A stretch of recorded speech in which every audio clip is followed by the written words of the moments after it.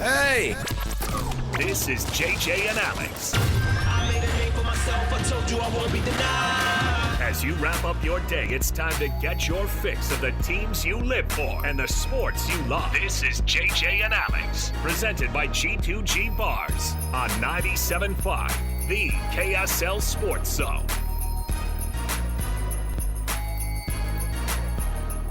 Happy Monday, Utah. Welcome back to work. Welcome back to school. Hopefully you don't have a case of the Mondays.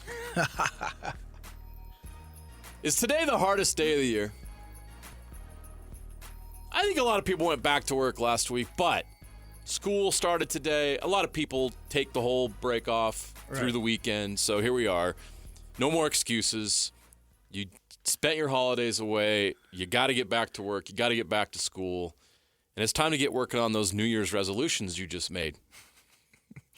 I agree with you. It might be one of the hardest days. I was thinking like maybe the middle of the year where like, is this thing going to end? Like you get to like the end of October. You're in the trenches at that point. You're in the grind. This is different. You start thinking about the holiday. You just had Halloween. You just had Thanksgiving. Yeah. All the holidays in December. Now New Year's. You spent all your money too at the end of the year, and now you got to go back. It's just like, so this might be the hardest day. Now it's time to get serious and get back to work, clean up the mess around your house. Yeah, whatever it is you've got to do. If your Christmas decorations are still up, no judgment, but come on now. I mean, we still got a tree here. It's January 6th. Oh, wait. Look at me, Mr. Hypocrite. I'm sitting right by a Christmas tree. You walked right past it. Alex Napolis in the booth running the show here. What do we do about this, Alex? We got a Christmas tree in here. Do I need to call somebody? Who's cleaning up this mess? Okay.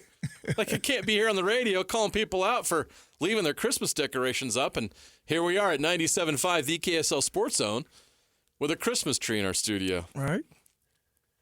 No judgment here from KSL still. I guess not. Jeremiah Jensen, Stevenson, Sylvester in today for Alex Kirry. He's got a little time away today. A little family event. He's having a good time today. Probably at the DMV. I'm sure he'll have a story tomorrow. Can't wait to hear about that. Those of us who have parents who have teenagers, the day comes when it's time to let them drive. And that's a wild ride. No pun intended. Yeah, I'm just remembering when I had to. I'm already not the greatest driver now. Oh, really? This is interesting. I guess greatest driver is subjective, right? Okay. Like I think I do good. I'm on the road. I'm getting it, but other people don't think so much. Wife clutches a little bit when she's in the passenger seat, but me starting out, it's a little worried. A little worried. Once I got my bearings You down, drive like you played football in the field. Oh, for sure. Reckless abandon. Nah, there's just a little anger. Like, why are you there? Like, why'd you just pull in front of me and literally stop on your brakes? Oh, God, yeah, so much. There's it's a scary time for parents. It requires Especially a lot during of trust the winter. and prayer. The winter, black ice and all that stuff they don't know about. That's a trip. We're having a mild winter right now, so good luck with that, Alex. We're thinking of you today. He'll be back tomorrow. I'm glad you're here, Sly, because it's a great time to wrap up the NFL regular season. The playoff matchups are now set.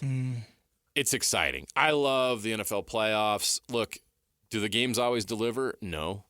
Last year, I think all but one game in the wild card round was a blowout. So what? It's just, I love the playoffs. I love the NFL. We got the college football playoff that continues this week as well. So while we're in January and we're a little down in the dumps and we got a bad case of the Mondays, there's plenty of football to break down today. Got a lot of hoops as well. A lot of great stuff today. And, of course, the Utah Hockey Club.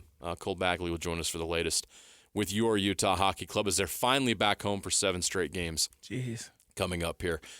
This show is brought to you by G2G Bars with all natural ingredients, no preservatives, and plenty of protein. G2G Bars are perfect for anyone who needs a tasty and nutritious boost. Also, give Trajan Wealth a call today, your local financial fiduciary, 801-899-7600, or visit their website at TrajanWealth.com. The NFL playoff bracket is set. Let's break it down now. It's the cut on JJ and Alex, 97.5, the KSL Sports Zone. It's time for the biggest story of the day. This is what made the cut with JJ and Alex on 97.5, the KSL Sports Zone. All right, here we go. Playoff bracket set. Let's break down the matchups. Here they are. And I'm going to start in the NFC. The NFC is interesting. The Lions pummeled the Vikings last night. Just absolutely dominated that game. Even with Jared Goff struggling in the first half, the Lions are clearly the team to beat in the NFC. 15 wins this season. They get the bye. They are the number one seed. After that, you've got three very interesting matchups, Sly. The 2 seed, the Eagles. Jalen Hurts, by the way, still in concussion protocol. Ugh. If I'm an Eagles fan today, I'm feeling a little nervous. They're going to take on the Packers. Haven't heard anything about Jordan Love's elbow injury yesterday. Sounds like it's not that big of a deal. I think they even said he was thinking about going back in the game yesterday. They decided against it. Didn't really matter. The Commanders ended up winning. It wouldn't have mattered anyway that they lost to the Bears. So, Eagles-Packers. That's January 12th, 2:30 p.m. on Fox. Bucks-Commanders, the 3 versus the 6. That's your NBC KSL TV game Sunday night at 6 p.m., January 12th. And then Monday night on the 13th, Rams-Vikings. So let's start in the NFC, Sly. We'll get to the AFC after we break this down. Your thoughts on those matchups? I want to go individually. Let's start at the top. Let's go. Eagles-Packers. I mean, here's the thing. Like, Jalen's been in concussion protocol, 2-3 weeks? Yeah. Something like that? Yeah. They still look great. Even with resting guys, they still look great, right? Just straight dominant.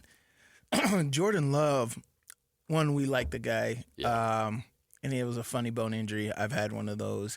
And they really took him out because this game doesn't matter. It ended up not mattering. It's the Bears. Yeah. Just let's get out of here. And that's it. And I think that's what it is. So I think he'll be totally fine entering a playoffs. Malik Willis, you're going to have to check him out as well just to make sure. So, I think every single matchup in the NFC is going to be great. I just think that the game is about matchups, records alone, but you're just going to get outstanding play all across the board. Amazing quarterback play from the Packers. Just great team assembly of the Eagles. You know, from the running back positions to all of their skill positions. They can throw the ball, run the ball, RPO, play action. They can do it all and just look like just as casual as heck. They're not like, it doesn't look like they're trying hard. Right. You know, and their team is just that great. And so I just think that's going to be an awesome matchup. I think the Packers are relatively young on both sides of the ball. So that's going to be interesting. But just a dynamic matchup all the way across the board. You trust Sirianni? Yeah, I do. Everybody, you got to have a little crazy with stuff. And we've seen it work out, right? Like how many times have we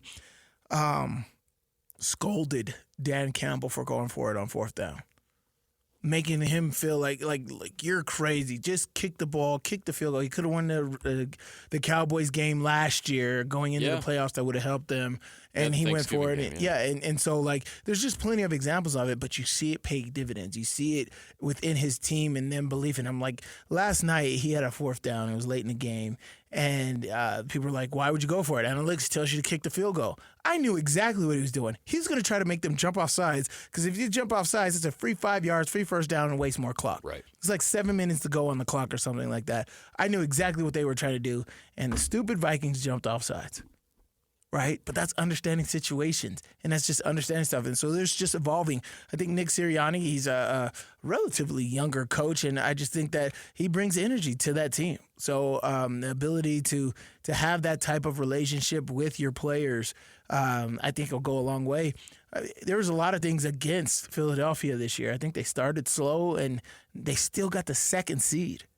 Yeah, well, because they won, 10 in a row? Right. That helps. Right. And so they're rolling. And even at the end of the year, where you don't have your number one quarterback and you're still looking the way you look, hey, hats off to Sirianni. They're making it happen. And all it takes, playoffs is a whole different season, whole different outlook. But if you have momentum and rhythm going into it, that's great. And honestly, the bye week could slip you up, right, from that momentum. You still have a week-to-week momentum the Eagles have. So I like them in this game. Jalen Hurts is in concussion protocol. Saquon Barkley sat out, didn't play the last game of the season. I don't know. I'm feeling Packers in this game. Just me, just a hunch.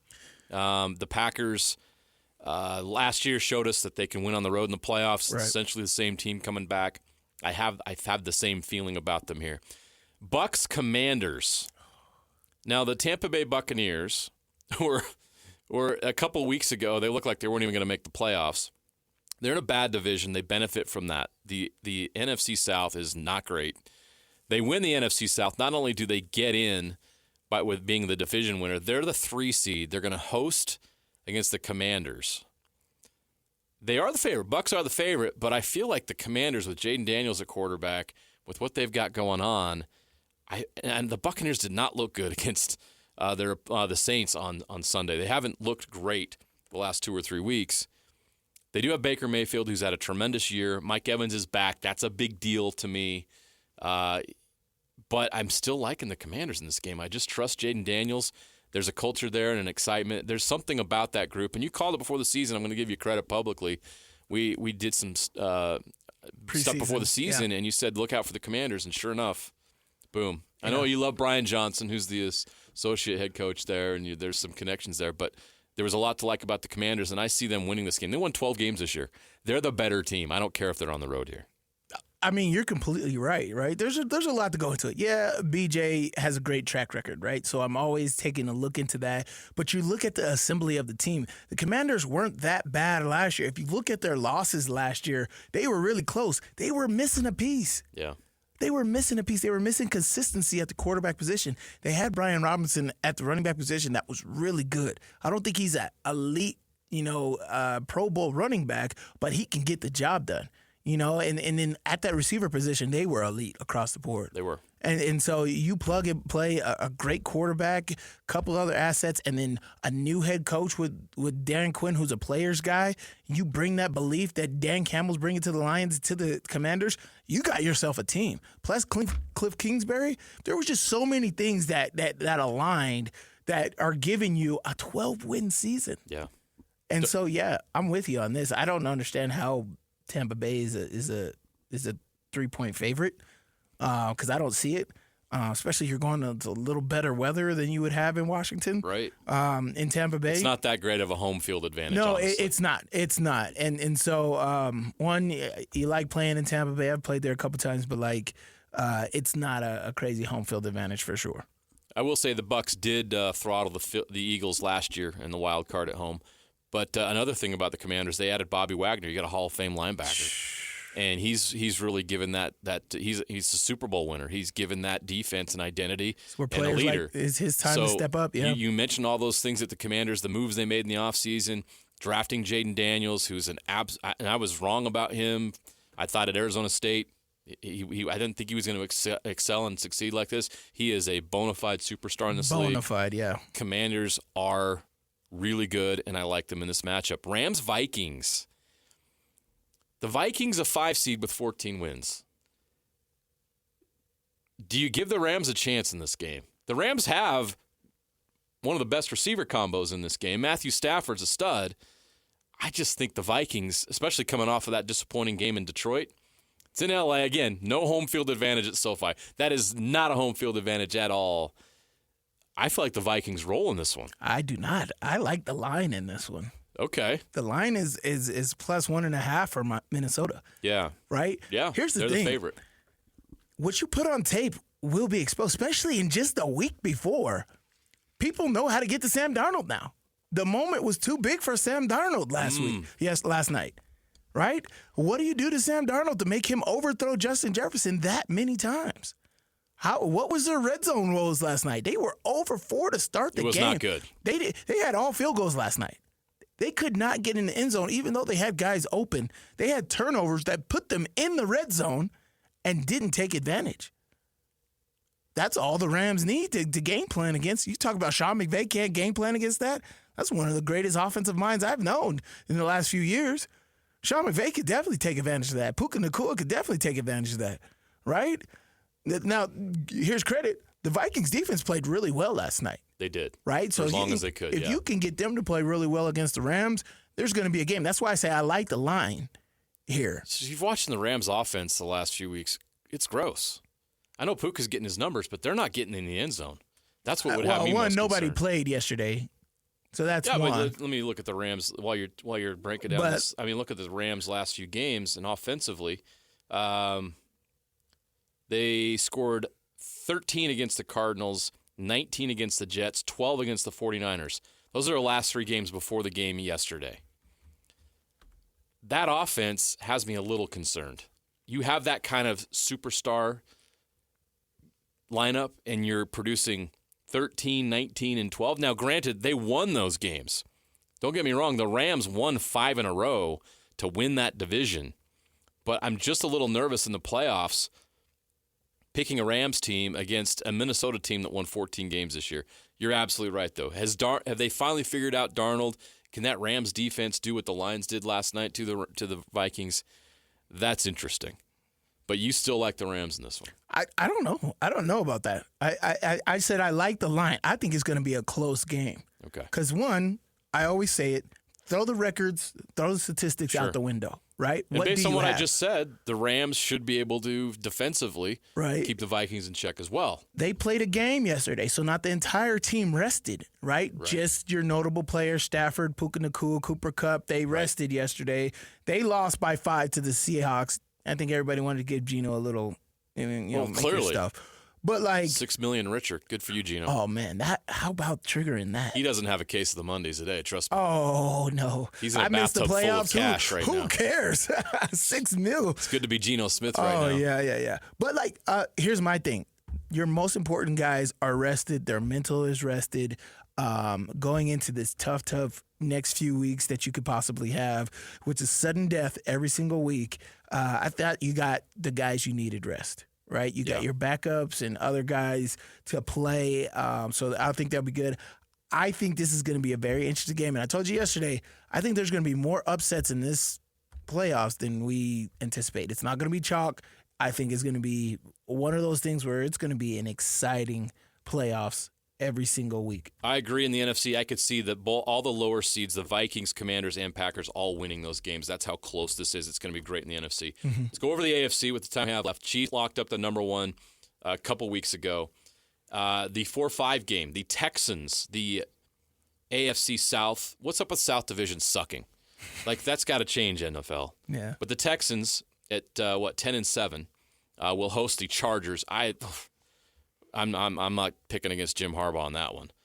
Texans-Chargers is the January 11th 2:30 game.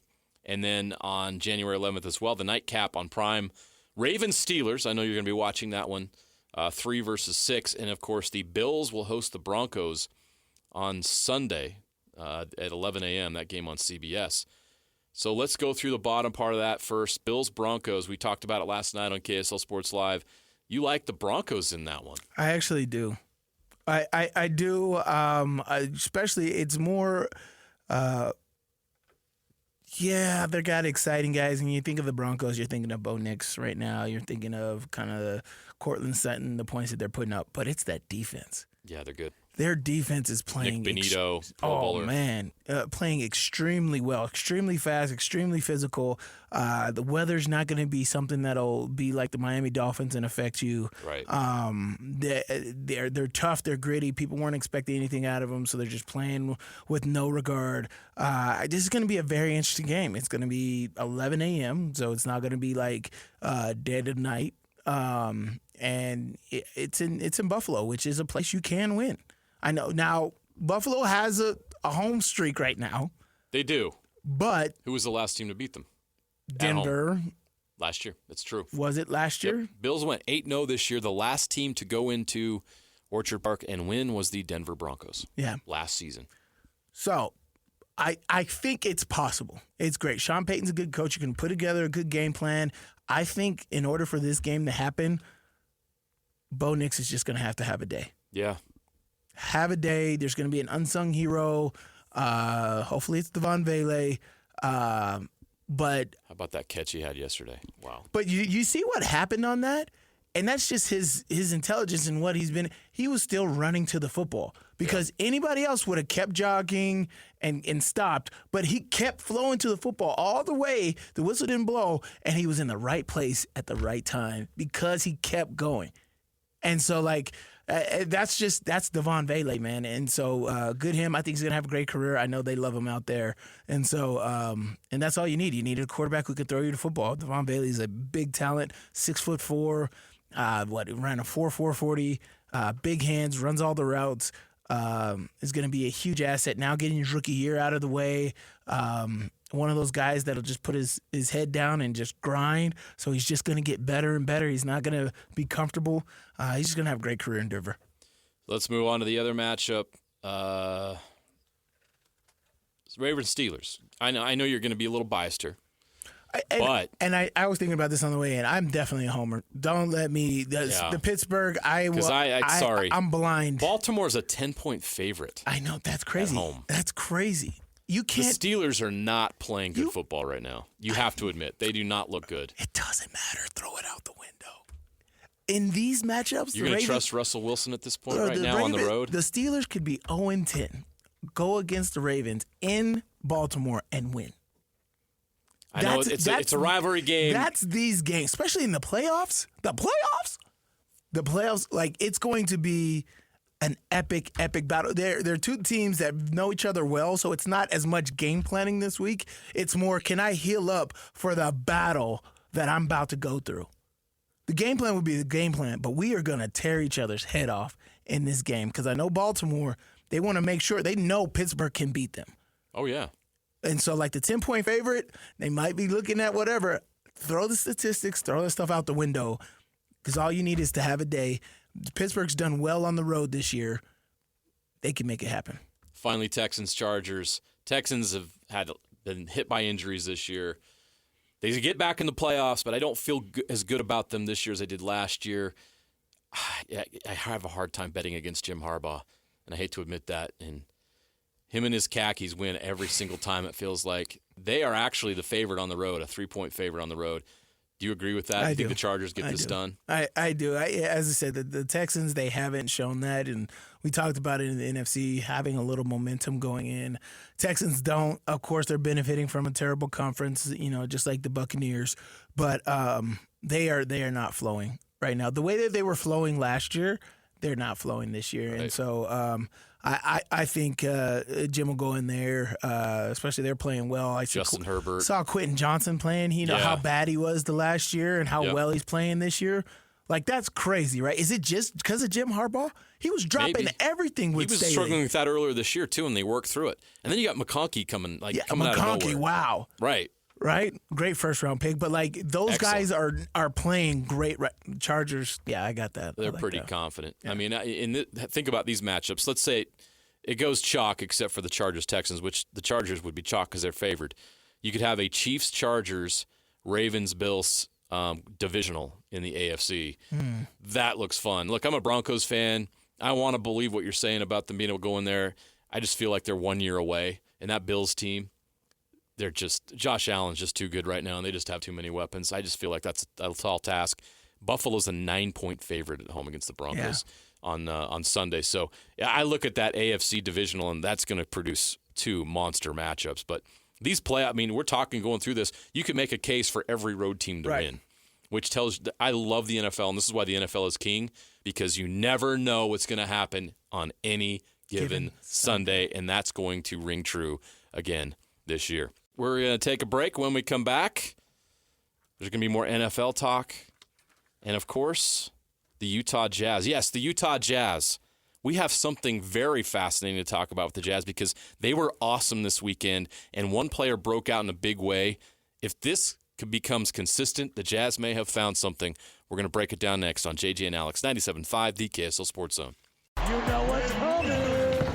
Your daily deep dive into everything Utah Jazz. It's time! All season long and even in the off-season. It's Jazz Daily with JJ and Alex on your exclusive home of Utah Jazz basketball. 97.5, the KSL Sports Zone. Welcome back. It's time for Jazz Daily on JJ and Alex, 97.5, the KSL Sports Zone. Jeremiah Jensen, Stevenson, Sylvester with you. Don't miss your chance to win big every week on the KSL Sports Zone. This week on Win Ticket Wednesday, you can win a 4-pack of tickets to see comedian Sebastian Maniscalco at the Maverick Center on January 17th, 2025. The It Ain't Right Tour tickets are on sale now at livenation.com. Listen to the KSL Sports Zone all day on Wednesday for your chance to win. The suddenly hot Utah Jazz, they win back-to-back games for just the second time this season. They take advantage of the Miami Heat, who are dealing with all that Jimmy Butler noise. The Jazz win 136-100 on Saturday, which is a wow score. And you're thinking, oh, they didn't get beat up by the Magic. The Magic are a good team. They're a winning team. Right now, if the playoffs started today, they would be in it in the Eastern Conference. Well, the Magic were missing some players, and the Jazz actually pulled away in the second half and win that game 105-92. Why? Because Bryce Sensabaugh is suddenly playing like an all-star. These numbers are pretty crazy. Like, you know, it's the NBA. There's big numbers all the time. Like Anthony Edwards had, a 53-point game the other night in a loss? And Cade Cunningham had 40 points in that same game. Like, guys, they're scoring more points. Okay, the offenses are dominating the league. We all get it. That's not the conversation we're having right now about what's going on in the league. I'm focused here on the Utah Jazz, and the whole point of what the Utah Jazz are doing right now is building for the future and trying to develop their young players. Okay, you want to see some fruits of that labor. Right. You want to see something happen, and I think a lot of Jazz fans, they understand the assignment. They know what the Jazz are doing, but they're not seeing the kind of results that you want to see during that process. I'm not talking about wins and losses. I'm talking about give me something to cheer about. Give me something to be excited about. What's to be excited about the future? There's some good young players in this team, but is there a guy that can carry this team? Is there a guy that's going to go out there and get 20 a night? Right. Well, suddenly Bryce Sensabaugh looks like a guy that could be that. Now, I don't want to overreact. These are 2 games, but he's actually scored over 20 points in 3 of his last 4. This guy only had 1 year of college basketball at Ohio State, and he dealt with some injuries. And last year as a rookie, they got some more playing time towards the end of the year, but this is the first year where he's getting extended minutes, and suddenly we're seeing his development accelerate rapidly. Here's the numbers.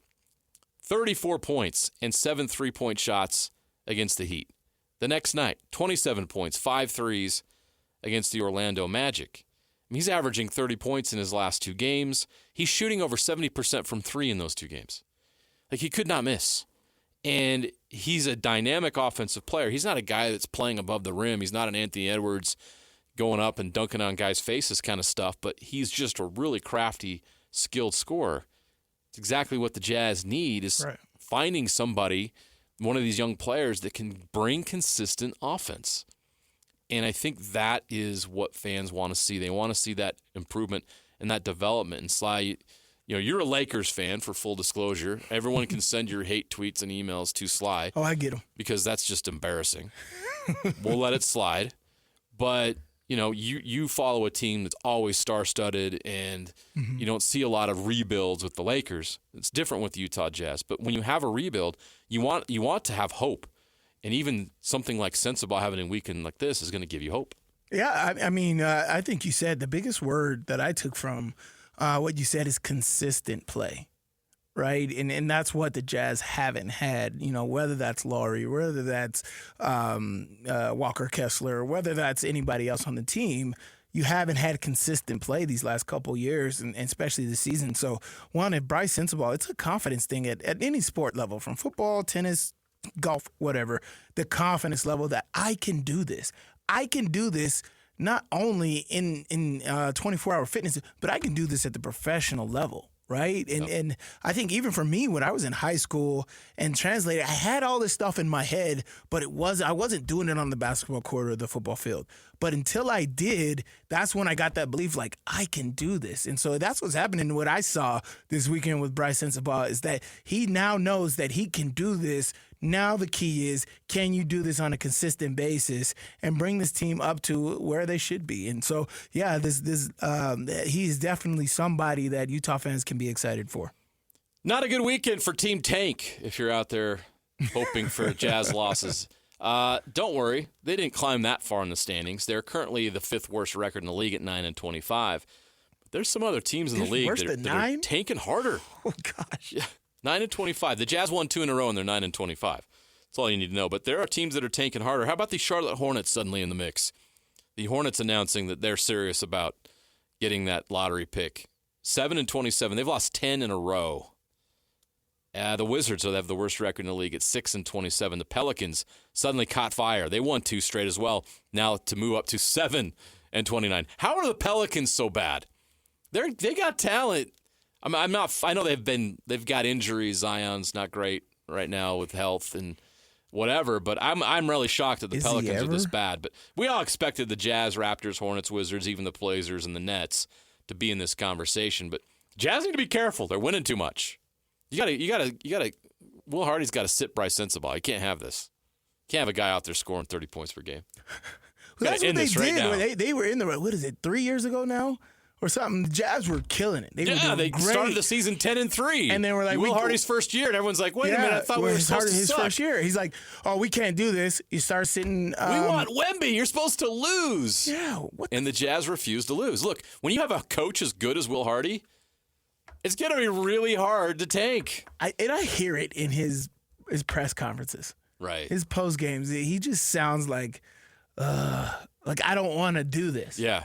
I know what he's about. I get it. Yeah, it's got to be hard. It's so hard for somebody who's a winner, especially as a competitor. You're a winner, but you're gauging to lose. Because, one, you don't want to get that comfortable mindset of losing. And that's Will Hardy's challenge. Yeah. Is he has to maintain a winning culture, a positive culture as these young players develop. And you've got these veterans that help with that. But the honest truth is you're not trying to win basketball games right now. And it's not the Jazz fault. It's not Will Hardy's fault. It's not Danny Ainge's fault. It's not anyone's fault with Utah Jazz. It's the fault of the league. Mm-hmm. And I hate it. I hate that any pro sports franchise is incentivized to lose. That goes against everything I know about competition and about sports and what they are about. That's why when you should never, ever, in any way, be incentivized to lose a game. That's why when you said the Charlotte Hornets have announced that they're in the right. I'm like, what does that mean? They've announced their presence. Like, who does that in the lottery chase? I didn't think that was like something that you literally boast about. They didn't, but they suck right now. Oh, of course, the Charlotte Hornets have sucked in perpetuity. I wouldn't doubt it if they did. You're right. Maybe somebody up at the front office said, "Look, you guys." After you guys MJ sold, they lost all kinds of. Well, MJ's. It's actually Michael Jordan hasn't failed a lot in his life, but his management and ownership of that team was a failure. Like, Michael Jordan wasn't good at that, and the Charlotte Hornets have always been bad. Yeah, and you see but the Charlotte Hornets are a good case. Like, just because you're in the lottery every year doesn't mean you're going to become better. Right. Like, the Hornets have been in the lottery in perpetuity, and they still suck. They got LaMelo Ball, who's a really good player, but they still stink. Right. So being in the lottery and getting that lottery pick doesn't guarantee you anything. What you have to do is you have to get multiple guys and just figure it out. And right now the Jazz have multiple guys, and Bryce Sensabaugh looks like he's starting to figure it out, and that's a good sign for the Utah Jazz. The Jazz will continue. They're actually at home now. They're back from that trip. Went 2-1 on that quick road trip, starting on New Year's Day at the Knicks. So the Jazz look really good right now. And if you're watching the Jazz right now, they were fun to watch the last 2 games. They are back home for Atlanta on Tuesday night, right here on 97.5, the KSL Sports Zone. And then Thursday, January 9th, they see the Miami Heat again, this time at Delta Center. You can also hear that game on 97.5, the KSL Sports Zone. The Heat, of course, without Jimmy Butler, still serving that 7-game suspension that's going to cost him $353,000 a night. Would you show up for work if you made $350,000 just for showing up for work? I'm not the person to ask because I'm definitely showing up for work. I mean, you ain't gonna take $350,000 from me per night. Like, I take that. Like, it's just not a big deal to these guys. And that's crazy to me. And look, I'm not criticizing the guys. Like, they've earned it. They signed the contracts. This is how the league is. You're one of the best. You're one of the best in the world at what you do. Take one of those get nights, paid for that. Put it in some kind of freaking account and have it compound for your kid, and that's all you have to do. Yeah, I'm not sure. That's how I think. Like, Jimmy Butler's portfolio right now, I'm sure that he's got a nice portfolio. Be as nice as you want. How do you not maximize? You think Elon Musk wants to lose that? Right. I mean, he's giving away millions of dollars in a political campaign, but he has other plans. Well, you put it to use, I guess. Yes. Is the point. But yes. Pretty wild. So that's what you have to look forward to this week for the Utah Jazz, who are suddenly really interesting to watch. Walker Kessler also, I thought, had a good trip. 16 rebounds against the Heat, 17 rebounds against the Magic. And you're getting good bench play from guys like Svi Mikhailuk, Drew Eubanks, and Kyle Filipowski. Looked really nice. And Isaiah Collier as well, who had 6 assists in Orlando. So even the Jazz, without Lauri Markkanen and some of their starters, and Jordan Clarkson off the bench was out. Colin Sexton's continuing to play well. So the Jazz are playing really good basketball right now. So let's see how they do for the rest of the week. And I know that there's conflict. And when you're Jazz fans, like, I want to watch the Jazz win. I want this team to win games, but we also understand what's at stake here. And it's hard to figure out how to manage your fandom with this team right now. It's a really odd place for Jazz fans to be in. We understand you. We see you, Jazz fans. But watch the games and see how this team is developing, because watching them against the Heat in Orlando, just dominating those games on the road, was pretty impressive. There's some great development happening with this young players, especially Bryce Sensabaugh, 34 points and 27 points in back-to-back games. To see if he can keep it up on Tuesday. All right, we got to take a break. When we come back, Weekend Warriors, man, there were some really good performances across sports, and nobody had a better weekend than Geno Smith. We'll explain that next, right here on JJ and Alex, 97.5, the KSL Sports Zone. Ladies and gentlemen, the biggest name. You're locked into JJ and Alex, with the insight and analysis on the teams you can't live without. Presented by G2G Bars. This is 97.5, the KSL Sports Zone. No Michael Jackson to bring you in on this Monday. Speaking of Weekend Warriors. Weekend Warriors is brought to you by Gillette Heating and Air. Right now, get seasonal maintenance done on your furnace for only $59. See GilletteHVAC.com to make an appointment. That's GilletteHVAC.com. All right, Weekend Warriors. We had several, but we got to start with Jahmyr Gibbs. By the way, 28.8 million people watched Lions-Vikings last night on NBC. That is an incredible number for a regular season NFL game. We were raving about the 8 million that watched the Alamo Bowl, or the 10 million that watched the women's championship game last year. Incredible numbers. 28 million watched a regular season Sunday night football game. A reminder that the NFL is king. King. Unbelievable. King with a capital K. You know who's the king of Detroit is right now? It's Jahmyr Gibbs. Oh, he's a beast. Who's turned out to be an outstanding pick by the Lions. 4 touchdowns last night in that big win over the Vikings that gave the Lions the number 1 seed in the NFC North title. The time that they did. And first and goal. And the inside run for Gibbs. Still going to the goal line. Number 4 on the night. A night to remember. 4 touchdowns in that game. Incredible. That's 20 total for the season. 16 rushing touchdowns, which is tied for first in the league. He finished the season with 1,400 yards rushing. Also does it as a receiver. I mean, it's just his numbers are insane, and his 4-touchdown effort gets the Lions the number 1 seed and a 15th win on the season. You know who else had a big weekend? We just got done talking about him. Bryce Sensabaugh. 34 points and 27 points in 2 wins on the road over the Heat and his hometown Orlando Magic. Sensabaugh, one-on-one on De Silva. Shakes him, spins, stops, fading back, and bucket, plus a foul. Sensabaugh blows by Anthony, gets to the rim, attacks Batase and scores. And Bryce Sensabaugh's got a real confidence to him right now. Kessler, the offensive rebound, falling to the ground, finds Sensabaugh, right wing 3 is good. My goodness. Boy, Bryce Sensabaugh is really throwing it at a hula hoop right now. Yeah. If he can get this to become a consistent thing, the Jazz have found something with him, and he could be a bona fide scorer for this team moving forward. Pretty impressive weekend for Bryce. Let's hope he keeps it up. Shai Gilgeous-Alexander is probably the leader in the clubhouse right now for NBA MVP. It's early in the season, But the Thunder are awesome. Only the Cavaliers have a better record, and that's just by one game. The Cavaliers, by the way, have only lost 4 games all year. But the Thunder have only lost 5. In fact, they've won 15 in a row after Shea had a near triple-double against the defending champs last night. Brown, they both wrestled each other out of the picture. Tough shot, SGA drills the step-back 3. 15-game win streak for the Thunder, and everybody wishes they were Geno Smith today. He went out and played on Sunday. The Seahawks had nothing to play for. They were eliminated from the playoffs, but Geno Smith had something to play for. How about $6 million? From the 16-yard line on first down, Smith fires. What a catch! Made by Fant for a Seattle touchdown.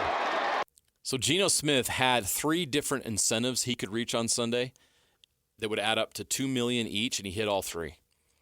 $6 million in a bonus on one Sunday. An amazing run for Geno Smith. $6 million in bonus incentive. All right, we're going to take a break here on JJ and Alex. When we come back, the latest on the Utah Hockey Club, our KSL Sports Hockey Insider. Cole Bagley is next here on JJ and Alex 97.5, the KSL Sports Zone. Your home for the best coverage of the Jazz, Utes, and Cougars is right here on The Zone. This is JJ and Alex, presented by G2G Bars on 97.5, the KSL Sports Zone. With complete coverage of the Utah Hockey Club, this is Cole Bagley of KSLSports.com on 97.5, the KSL Sports Zone.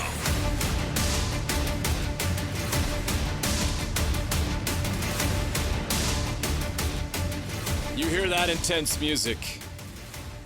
It's time for Utah Hockey Club talk here on 97.5, the KSL Sports Zone. It's brought to you by Hercules First Federal Credit Union, growing stronger together. I also have to mention the cut is brought to you by Doug Smith Dealerships, Dodge, Ram, Chevrolet, Subaru, Kia in Linden, and now Mitsubishi in American Fork. And, of course, it's always brought to you by G2G Bars with way all-natural ingredients, no preservatives, and plenty of protein. G2G Bars are perfect for anyone who needs a tasty and nutritious boost. Let's get to the cut. Cole Bagley's next, right here on JJ and Alex. It's time for the biggest story of the day. This is what made the cut with JJ and Alex on 97.5, the KSL Sports Zone. Nobody covers Utah Hockey Club as intensely, as in-depth as Cole Bagley. He's doing a great job for us, KSLSports.com. You can read all of his stuff there. And also follow him on social media for the latest updates. He's at all the practices. He's at everything. So you can get all your information on your new favorite hockey club, the Utah Hockey Club. Cole, thanks for joining us. Appreciate it. Dallas did not go the way they wanted, but at least they got a point out of it. Yeah. I mean, that's kind of the thing right now with the Utah Hockey Club is they're not necessarily winning games currently, but they're showing progress. You know, they went 1-3, you know, on the road trip, obviously picked up a point in an overtime loss against the Dallas Stars. And I think when you break that game down and you look at what they did, you know, first off, you know, Dallas is a very good team. You know, they're one of the better teams in the Central Division. I think that they're better than their record indicates, and they've been, you know, kind of heating up as of late. And they play a style that, you know, is tough to defend. You know, they go end to end with their passes. They do quick breakouts. They get on the rush quick, and they honestly were just more opportunistic than the Utah Hockey Club was. But in terms of progression, you know, things that were good to see on the road trip was the third line. You know, finding some consistency, finding some chemistry. You know, Liam O'Brien appears to, you know, put himself in a position to be playing some more minutes. We talked to Coach today, and he said that he plans on keeping those 3 together of O'Brien, Krause, and Bukestad. So, you know, that's a positive. And, yeah, they're a team that is still rebuilding, that's still trying to discover what their identity is. But, you know, now they'll be home for a 7-game home stretch, and hopefully they can figure out how to win at home and make Delta Center more of a home ice advantage. How was that? I mean, it was a rough end to the month of December for the club, and This trip to Canada and Dallas wasn't wasn't as great, and the Calgary game was great, but what was that environment like? Was it just the lull of the time, and then did they get a little bit more energy after the Calgary game? Because they did play well against Dallas, as you said, got a point, but were they able to turn that around from that rough into December? Yeah, I mean, I think when you consider how tough their schedule's been, I mean, last I saw, I think they had one of the top 4 toughest schedules in the National Hockey League to this point. I mean, December wasn't as heavy as November, but it was still a difficult month. They played Dallas, they played Minnesota, they played Colorado, they played Vancouver, they played Minnesota again, Dallas again, and then they just played them for a third time in short order. So within 4 or 5 weeks, they're playing some of the best teams in the NHL 2 or 3 times. It's tough, but I think they're staying positive that the team is looking for things to build off of. They don't appear to be, down in the dumps. They don't appear to be frustrated. It's not like the sky is falling by any means. Yeah, they're annoyed that they've been really close. I mean, if you look at the road trip, they were really there were some tight games. They lost 5-2 to Seattle and 4-1 to Edmonton, but I think 3 of those goals were open net goals, and so more was just one-shot games, as coach likes to describe them as. And so it's tough, right? This is not a premier team in the National Hockey League by any means, but it's a team that's just getting really, really close. And eventually, I think some of these results are going to start tipping in their favor. But they do understand the importance of this month. January is huge. I mean, you've got 7 straight at home. You've got 9 total. And there's some winnable games. There's some winnable games. So you're playing San Jose, the New York Islanders, Montreal Canadiens, New York Rangers, St. Louis Blues, Columbus Blue Jackets, Pittsburgh Penguins. These are all games that Utah should have a very good chance to win. And if they can figure that out, if they can win 2/3 of these games and keep themselves in that playoff conversation while gaining some confidence, that's going to go a long way. It's kind of a make or break month. If they can emerge from January and be still in the playoff hunt, that's going to do them some good. And if not, well, you might be reaching a point, going into February where they look at it and go, I don't know if it's quite as salvageable. Well, I'm taking a quick look at the standings, Colin. I know it's early January, so don't take this too serious. But you look at the standings, and it looks like there's 7 teams that are separating themselves from the rest of the crowd. You know who those teams are, but then there's that one spot where Utah Hockey Club's only 3 points back of Vancouver for that last wild card spot. So, and when coming into the season, Cole, we basically thought that was their shot, was just to get in and sneak in and get that last wild card. It doesn't feel like, even though they had that rough stretch, that they're not that far from being on track of where we thought they were going to be. Yeah, to be honest with you, I think they're, in terms of points and overall record, I think they're right where most people would have pegged them. Yeah. Now the nature of it, maybe not so much. I don't think that people were anticipating, hey, yeah, this team's going to win 5 and then they're going to lose 5, and do that consistently. That's not really, and that is kind of a weird product. That's not something that happens a ton in terms of hey, we're going to play great for a week and a half or 2 weeks, and then we're not going to play as good. It's kind of uncommon, the nature of their season. But like you said, they're right where I think most people anticipated they would. They've got 41 points, as you pointed out. They're just 3 behind Vancouver for a wild card spot. So the playoffs are still very much reachable. It is getting more difficult. The margin of error is beginning to slim, and so that's why I think this month couldn't come at a better time. You've got so many at home, and I understand that. Yeah, they're not winning as many home games, but I think it's just more coincidence. I really don't think there's too much to it, and they've been traveling a lot. I think it's tough when they've experienced this relocation. They've come into a new arena, a new city, a new fan base, and as pointed out by some of the players and coach, I think they're trying a little too hard to get the results at home. They're playing more in their emotions, and they're allowing teams to get under their skin. I think now that they can find some consistency at home, that they can relax a little bit, they can get some rest. They don't have to worry about jumping on a plane every other day. I wouldn't be surprised if maybe they start to make Delta Center a tougher place to play and piece together some wins at home. Yeah, man. You talked about it. January is always a big month. When I lived in Pittsburgh, I knew the month of January for hockey was huge. And so I'm excited for that, especially that we got home games. I got to find a way to get to another home game this month. Cheered on because when I went last month, it was absolutely terrific.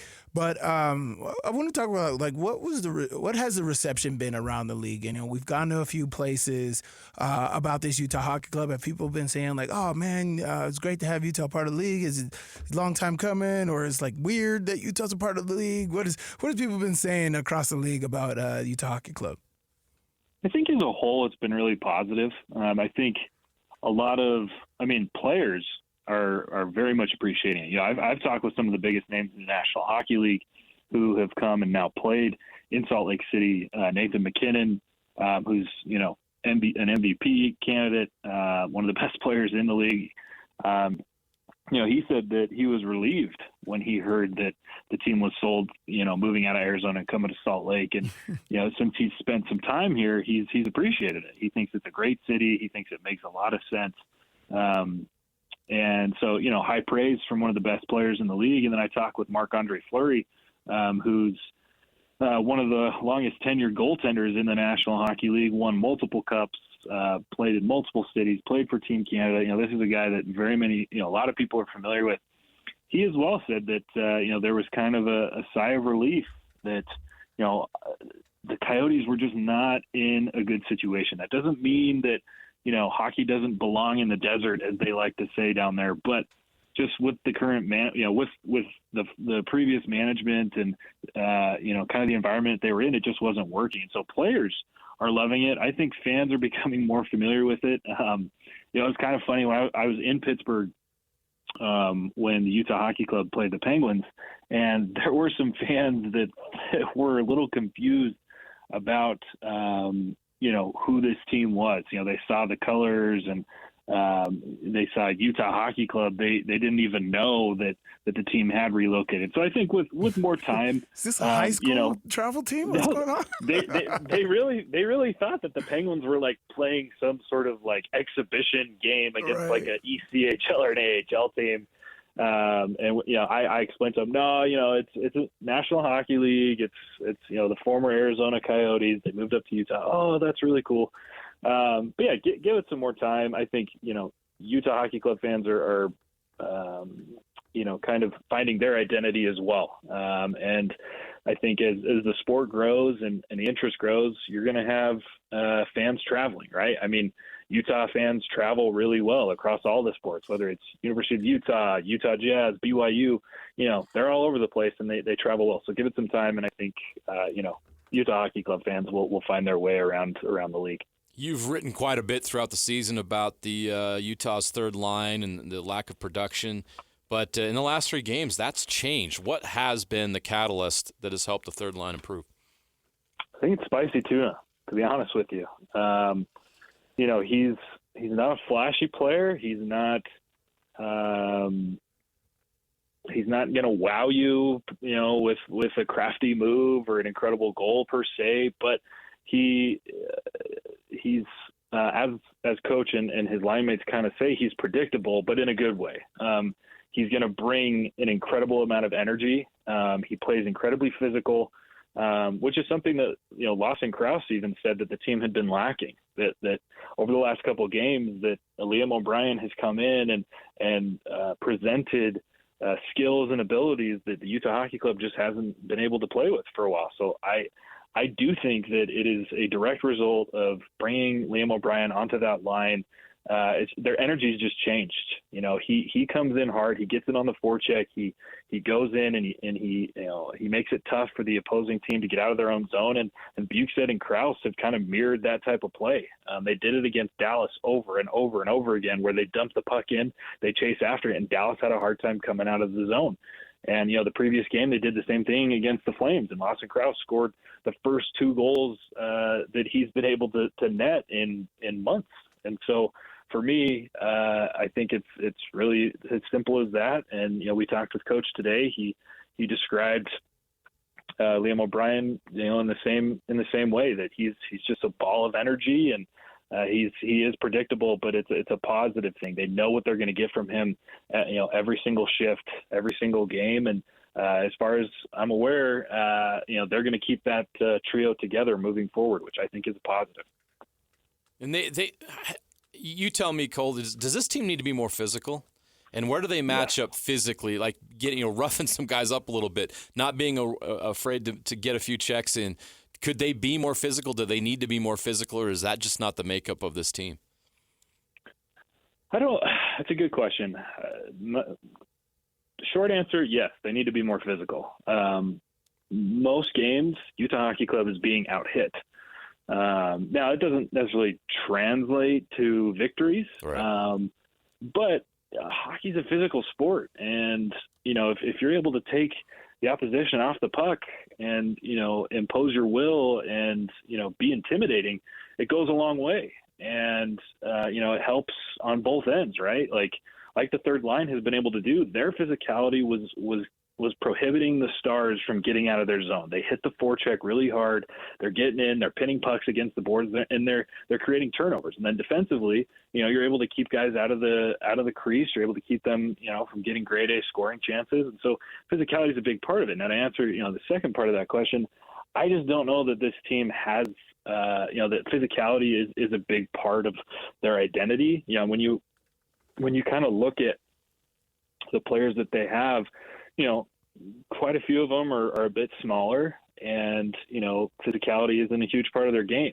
It's more speed and craftiness. And so could they be more physical? Yes. I think that there are players, like Bugstead, Krause, Jack McBain. I know Ian Cole's a physical guy, Kevin Stenlund, that are physical. I think a few of them could be a little bit more physical, and that's why I think Liam O'Brien has been, a critical part of them playing with more aggression over the last couple of games, is because that guy gets in there and going, it's infectious. It kind of spreads throughout the rest of the team. When you see a guy deliver a big hit, it kind of pumps you up, and you go, all right, let me see who I can get next. How can I be physical and be effective? And so we'll see if it continues. But I think that right now that's what's helping O'Brien stay in the lineup is he's bringing something that the Utah Hockey Club just hasn't really had as part of their game for most of the year. Man, that's crazy, because when I think of hockey, that's what I think about, right? Is the enforcers, right? The missing teeth, right? I love that physicality. I saw a post, a lady was like online, she was crying about it. She's like, these Utah Hockey Club, there's so many fights out there. I don't know. I don't want to subject my kids to this. And I'm just like, what are you talking about, lady? This is hockey. Right, and so as you say that, it got to be thinking. I'm just like, okay, there are points of the game that is the craftiness, but the physicality is what it is, keeping people away. I remember my only experience is gym hockey, when it was like floor hockey, whatever it was. That was my whole bag. I wanted to check people up against the bleachers. And I was like, but like, you're keeping people away. But like, that is a big part of the game is that physicality. Yeah. But like, as far as like a level of difference between the craftiness and the physicality, where does that come in? That's a good question. I think that the game has not ever going to go away from physicality, but I think just the types of players that are coming into the league, I think there's just more of an emphasis on offense. There's more of an emphasis on speed. And you look at the best players in the National Hockey League right now, it's Nathan McKinnon and Connor McDavid. Those guys are not physical players. They are known for their speed. One particular instance that kind of comes to mind that I think is a good example of why that's so effective is a couple of years ago, the Colorado Avalanche were playing the Vegas Golden Knights in an outdoor game at Lake Tahoe. It was incredible views, just an amazing place to hold something like that. And Nathan McKinnon was starting to kind of emerge as this rising star, and he went end to end and scored a goal. And as he's coming up the ice, they actually mic'd up one of the Vegas Golden Knights defensemen, and he's talking about it, and he's like, "Oh, here comes McKinnon. Oh, shoot!" And McKinnon just blows right past him and puts one in the back of the net. And so I just think, yeah, I mean, speed speed is everything right now. If you were to watch the World Juniors tournament that just took place over this last couple of weeks, the United States goes back-to-back gold medals for the first time in American history. They built that based off their speed and craftiness. I mean, they were lighting teams up, and they were far and away the best team in the tournament. I mean, I think in the quarterfinals they beat Switzerland like 7-3. So, yeah, hockey is a physical sport. It's always going to be a physical sport, but I just think the game is more so shifting towards, speed and craftiness more than it ever has. I know you were at practice again, and any updates on some of the injured players that are recovering? How soon could they get on the ice? Is there any updates there? Yeah, John Marino making some strides. The past 3 practices, he's shedded the non-contact jersey, so he's now a full participant. He is on schedule to return, and as far as I'm aware, that should be in the next couple of weeks. I think maybe a little bit closer to February, but we'll kind of see. I mean, it's a really good sign that he's now participating in everything. I watched him out there today. He looked great. He was going at full speed. He was being physical and making plays. In terms of Jersey, I think he's still going to be closer to the end of the season. And it's interesting because he's out there today. Before practice officially started, he was out there, just throwing shots on net. I mean, this is a guy that experienced a shoulder injury, and you wouldn't know it based off the way he was playing. But coach did say that he's on his normal timeline, and that they need to kind of tell him at times to relax a little bit, to not push so hard. So for Jersey, I would still anticipate closer to the end of the year. But Marino, I think we're going to see him back out on the ice here in the next few weeks. As long as everything goes as scheduled. Wednesday night, another pinch me moment for Utah Hockey Club fans and fans of hockey in the state. As the defending Stanley Cup champions come to town Wednesday, the Florida Panthers will be here. 8 p.m. is when the puck will drop. It's a nationally televised game on TNT. This is a big one, Cole. How exciting is this opportunity for this team? I know that Andre Tourney used Dallas, the Stars, as that measuring stick game for this team. They're trying to catch the Stars because they've been the kings of that division. How big is this game on Wednesday night? It's huge. I mean, anytime that you can host the reigning Stanley Cup champions and see what that brand of hockey looks like, it's a special setting. I hope that the barn is completely packed, that it sells out, and that fans can appreciate it. I mean, it took Florida a very long time to figure out how to win a Stanley Cup. This is a team that went through many years of not making the playoffs, and then they kind of went through a bit of a rebuild themselves, made a couple key trades. And built a championship roster, and they're tough. They're a tough team. This is a physical team. This is a kind of punch you in the mouth type team that is going to go 110 miles an hour for all 60 minutes, and it's all led by their captain Tkachuk. One of their captains, Tkachuk. He's one of the best players in the game. He's just a really good all-around hockey player. He's very physical, but he's also a pest, and it'll be fun to watch him and see how the Utah Hockey Club responds. Like I said, this is a team that's looking for kind of those smaller victories, that's still figuring out their identity, but they're close. They've played a lot of good teams. They've taken them, to the final minutes. They've taken teams to overtime and been very, very close. So it'll be a good way to kind of gauge how this month of January will go. And if they can emerge with a victory, that's a good way to start it off. As Cole Bagley, Utah Hockey Club insider for KSLSports.com. Cole, great stuff as always. I always look forward to Mondays when we get to catch up with you and the team and continue. We love your coverage and hope to, whatever happens with this team, it's always interesting to see what's next as everything feels like a first. And Wednesday's going to be one of those nights. Can't wait for your coverage of that, Cole. Thanks so much. Appreciate it. We'll do it again next week. Yeah, I mean, you talk about pinch me moments. It's always a pinch me moment every Monday when I get to talk to JJ. Oh, stop. You got to talk to Sly today. Well, yeah, that's a big deal too. Alex, it's whatever. Right. He's listening right now. I'll let him know. At the DMV.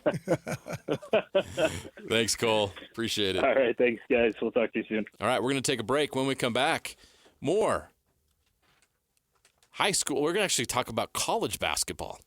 Yeah, Utah State cracks the top 25, and they had another win over the weekend. Who's hot, who's not in local college hoops? We'll get to that next. JJ and Alex, 97.5, the KSL Sports Zone.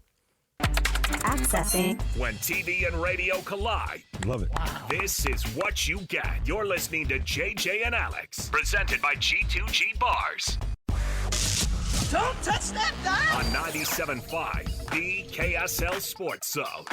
Templin gives it to Akano. Akano decides to drive. Whoa! Oh my goodness, what was that? He throws it down with the right hand. Holy smokes, what a dunk by Dexter Akano. Scotty G on the call, the voice of the Aggies, Dexter Akano. Darn near killed a guy on a dunk on Saturday at the Spectrum. The Aggies playing great basketball right now, 14-1 on the season, and now they're going to break into the top 25 this week. It's good to be a Utah State basketball fan. Nominate the youth sports volunteer you know for the Hercules Hero of the Week. Submit your nomination at kslsports.com/contests and listen every Thursday afternoon to JJ and Alex for the winner. Help us celebrate the efforts of those volunteers making an impact with the Hercules Hero of the Week. It's sponsored by Hercules First Federal Credit Union and our friends at Beehive Meals. You heard the dunk, you heard the call. What a run this Utah State Aggies team is on. If you're not paying attention and you're not following along, you need to start, because this Utah State Aggies team is really, really good. They are almost a lock at this point for the NCAA tournament. I know that sounds crazy saying at the 1st of January, but they have last I checked, they are 4-0 in quad one road games. Nobody else in the country can match that. Not Duke, not Tennessee even, the number one team in the country. It's Utah State. They got a road win over St. Mary's. They got a road win over San Diego State. They got a road win at Nevada, which is not the quad one, but it's a tough place to play. Right.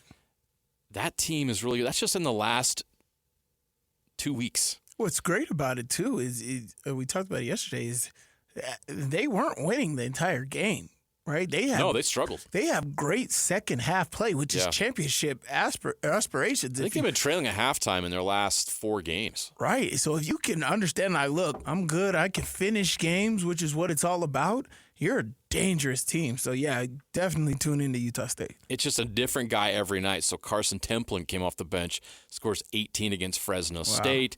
Before that, Ian Martinez scored 17 straight points to save them in Reno when things were kind of looking iffy. He just absolutely took over the final 6.5 minutes of that game and led them to win over Nevada. And, of course, Tucker Anderson hits the big threes against San Diego State. It's not just one guy.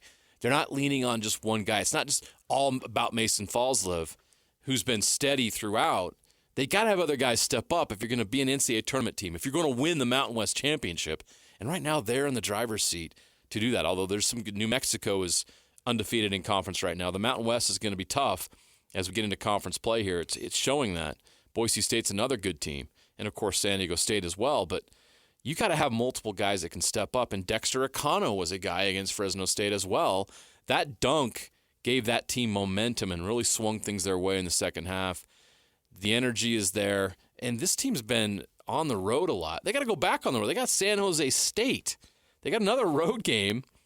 That is tomorrow night, Tuesday night in San Jose. Look, San Jose is not a good team, but again, you're on the road. It's a late game in a place where there's not a lot of energy and juice in that building. How do you get yourself up? Well, I think that Coach Jared Calhoun's going to be able to get this team motivated now because they did not play well against Fresno State. But, Sly, as you know this, it's just like in football. You're not going to have your A game every single night, time you go out there. The difference between the great teams and the good team is the great teams find ways to win games when they don't have their best. Right. And Utah State figured that out on Saturday night after being down quite a bit against Fresno State early, which was shocking. I mean, they're down at halftime 42-39 to a Fresno State team that's 4-11 this year, 0-4 in conference play. Right. Like, they were not playing well. And Jared Calhoun called his team out after the game. He said it was the first. I like that. Yeah. Yeah. When you're never too high or never too low. And I think this team, like any other human being, is going to become a little bit overconfident. Mm-hmm. Right? You get wins like that against San Diego State, and I'll throw Nevada in there, even though they don't have a conference win yet. They've had to go play at the Pit and they lost a heartbreaker in overtime the other night. That's a good Nevada team, even though they're not showing it in the standings. Utah State gets wins over teams like Nevada and St. Mary's and San Diego State. You start getting a little bit overconfident, right? I think that can happen. And you have a team like Fresno State come in. The good teams find a way, and they're figuring that out. It's pretty impressive. And they are now in the top 25. As I open up and I look at the top 25 rankings, it's been a long time coming because the Aggies have been pretty consistent this year, just that one loss to what's actually a really good UC San Diego team who's probably going to end up in the tournament and win their conference. Utah State, number 25 in the country right now, in both polls, both the AP Top 25 and the coaches poll at 14-1, right there with the big names and the big boys. You look at the AP Top 25, and you're not going to see a lot of what you would call "quote unquote" mid-major teams. I think it's Memphis, Gonzaga, and if you're going to want to call Gonzaga mid-major, that's ridiculous. But they are in the WCC for now. Pretty soon they're going to be in the Pac-12 with Utah State. Think about how awesome that's going to be. We're getting there. It's coming. That'll be fun. It's going to take college basketball to another level out west with teams like Utah State and Gonzaga, San Diego State, et cetera. It's going to be a good league. But right now, Memphis, Utah State, and I'll throw in Gonzaga. And throw in UConn, too, as the Big East. But the Big East in basketball is massive. Marquette. I'm not going to count them either, okay? And I don't even like calling Utah State a mid-major. What I'm saying is the power conference teams dominate the top 25. And there's Utah State right there. Lenardi has them as a 7 seed right now. You get into the top 25, and then all of a sudden you can start thinking about a 6, maybe a 5. And what Utah State's wanting to do, Sly, is last year they broke out and they got that NCAA tournament win for the first time since 2001.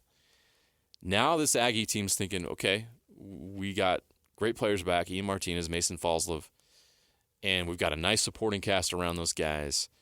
We got one last year. Let's take it to another level. Let's go make the Sweet 16 this year because Utah State hasn't done that. No. And that's the next step for them as a program. Jared Calhoun's been terrific as a coach.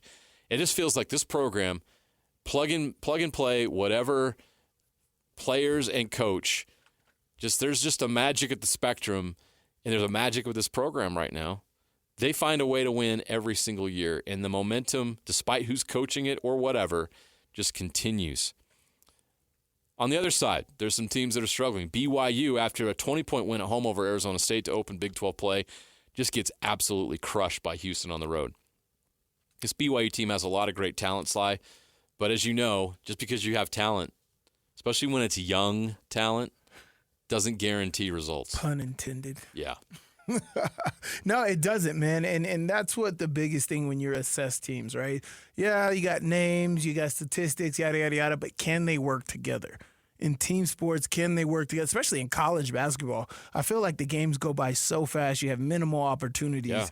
Yeah. You don't have time to redeem yourself like you do in the NBA type thing. So college basketball is even more of a precedent of needing that team atmosphere and working together. And so if you can't work together, you're going to struggle, especially in the Big 12. So BYU 1-1 now in conference, 10-3 overall. It's the Big 12, so the schedule's not going to ease up. It's not going to get easy for this team. They've got Texas Tech at the Marriott Center. Got a home game against Texas Tech, 7 p.m. on Tuesday night. Texas Tech is a team that just absolutely crushed the Utah Runnin' Utes. Now, unfortunately for the Utah Runnin' Utes, everybody's crushing them in the Big 12. It's just a harsh reality. They're running. I'm a little worried about that program, and I think that a lot of Utah fans, like there's, and this is, you understand this, Sly, especially as a Utah alum and former athlete there, like you want people to be upset if you're losing. What you don't want is people to not care. And I'm worried that people just don't care. And that's not a good place to be in. And that's every time that they had to make a coaching change or whatever, it's reached a point where the attendance is not great and there's apathy around the program.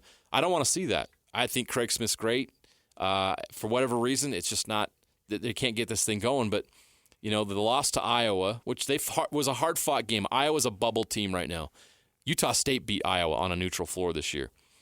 Utah had a chance to win that game and didn't get it done, but you start Big 12 conference play and you lose 81-56 at Baylor. Baylor's a top 25 team, I get that. But then you come back home and you lose 93-65 to Texas Tech. You can't lose by 30 points consistently at home or on the road in this conference and expect to do great things. There's a possibility that they could finish at the bottom of a 16-team conference. That sucks. I don't know what to say about it. I don't know what to do about it, but I grew up with that when that program was a juggernaut in the Majerus years.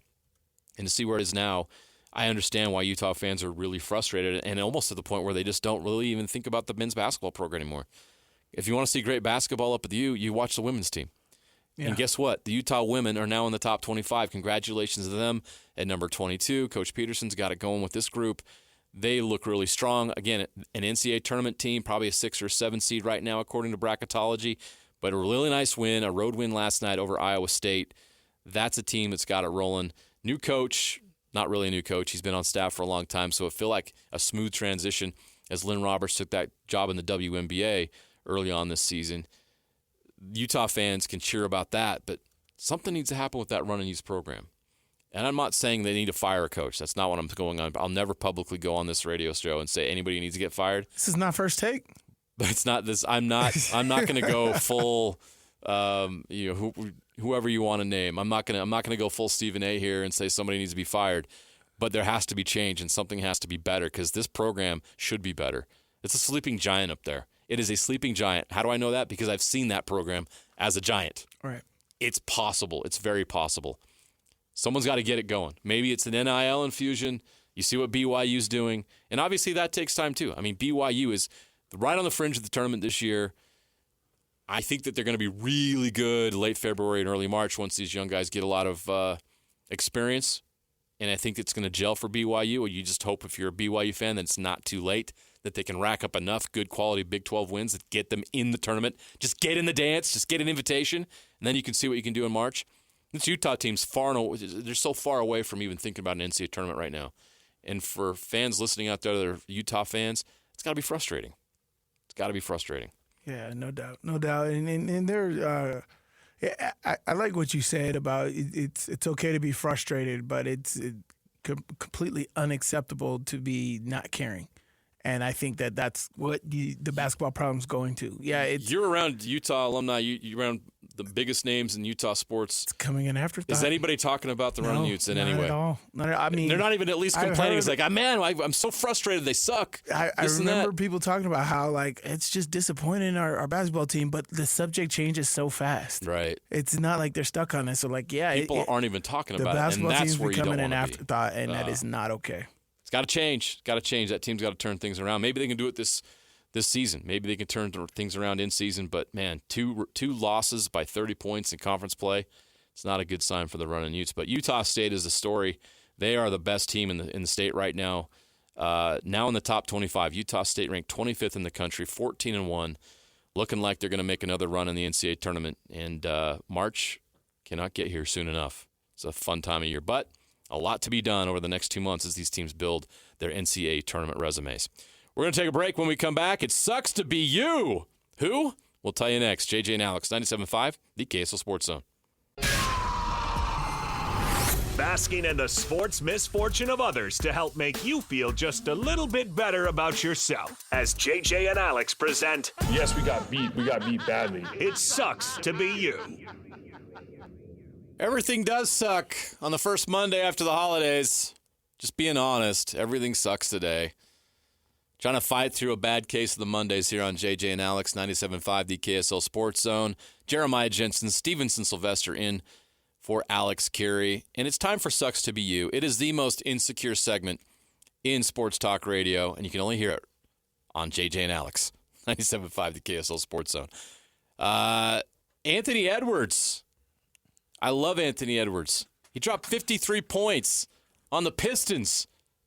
That's a massive number, Sly. The only problem, they lost. To the Pistons? To the Pistons. The Pistons aren't bad anymore. The Pistons are almost a 500 team now. Stop. I'm serious. They're one win They're not one below of the four 500. They are not sucking for Cooper Flagg. All right, Cade Cunningham coming and making a difference. So, Detroit Pistons fan, it no longer sucks to be you, sort of. Maybe it does. 53 in the loss, though. Oof. Yeah. Sucks to be the Runnin' Utes. We just talked about it. 81-56, a loss at Baylor. and then a 93-65 loss at home to Texas Tech. Can't lose by 30 points or close to 30 points per game. 25 and then 30 or 28. That's not good. Got to do better. Sucks to be the Utes running Utes right now in Big 12 play. Gerard Mayo, shown the door after 1 year, Sly. Black Monday. No patience. How do you do that after 1 year? And here's the thing about this. He was handpicked by Robert Kraft to succeed Bill Belichick. Right. That was his guy. And he pulls the plug on him after 1 year? How do you explain that? There's multiple examples, right? We talked about Dan Campbell. His first year, he won 3 games, right? Even Brian Daboll this year, his first year they went to the playoffs, but you can consider that a fluke. But like his last 2 years has been, they suck, right? And so, what is it? Like I'm trying to be the Giants. What is it that lets you know that after 1 year, let that guy go, right? I mean, Antonio Pierce is supposedly on a hot seat, but he's supposedly safe, but like. He's had a couple bad years. I mean, he was interim last year. But, like, what do they see to let you know, like, oh, that's not it? That's definitely not it. I don't even like the trajectory you're going. Like, what are they seeing in that? That's what I would love to know. Instead of just giving somebody the butt, is like, oh, it's this and this, and why we don't see him in the future. There was really no explanation given other than that. Sucks to be the New York Giants. You just mentioned them. They lose. They only win 3 games this year, but because of a tie, they get the 3rd pick. No. So imagine because of Drew winning Lock. 3 games all year, and because Drew Lock drives down and beats the Colts. And I have no problem with that. Those guys are fighting, right? They don't want to lose, but that's kind of a massive deal, right? Oh, it is for the number 1 pick and the number 3 pick, especially if you want Travis Hunter. You better maybe have it's a handshake Cam Ward deal. that you really want. Maybe that's the quarterback you need, and now the Titans are going to get him. I don't know. But are the Titans in the market for one? Yeah. A QB. Yeah. Is Things this have not the worked year? out. Is everybody going to be in the lottery for Arch? The Titans are in the market for everything right now. It's a bad football team. Yeah, it is. I don't know. The Browns are the 2nd pick. I don't know if they're looking at quarterback. I don't know what the Browns they're want. definitely looking at quarterback. They just got news that But they still have Deshaun Watson. I on know, the team. but he just got a setback with his Achilles injury. Maybe. So he's not going to be ready for You're the going to season. replace him with a rookie, though? Why not? I mean, you paid $260. You got to pay that anyway. Let's go. Anyway, sucks to be all those teams. Yeah. Sucks to be Doug Peterson. The Jags coach was let go. Crazy. You go from winning a Super Bowl with the Eagles to getting fired 2 different jobs in a span of about 5 years. Pretty tough for Doug Peterson. He's out. The Jags are a mess. And it sucks to be the Bengals. Why? They won 5 straight to end the season. They look good on Saturday, but you missed the playoffs. Can you imagine winning 5 straight games at the end of the year and it's not good enough to get you in the playoffs? Joey B, a Pro Bowl year. Pro Bowl year. Some were saying MVP numbers, but your defense was terrible. By the way, their defensive coordinator got the axe today, too. So sucks to be him. All right. I don't have his name in front of me, but he knows who he is. All right, when we come back, we're going to head into the 5 o'clock hour. I know it's 5:05. We're already there. But Pete Fiutak's going to join us. CollegeFootballNews.com. Our buddy Pete is here to reflect on the Final Four. Is the playoff getting it right? And should the SEC be worried about the future? It's all next. JJ and Alex, 97.5, the KSL Sports Zone. Ladies and gentlemen, the biggest name. You're locked into JJ and Alex. With the insight and analysis on the teams you can't live without. Presented by G2G Bars. This is 97.5, the KSL Sports Zone. JJ and Alex, 97.5, the KSL Sports Zone. Jeremiah Jensen.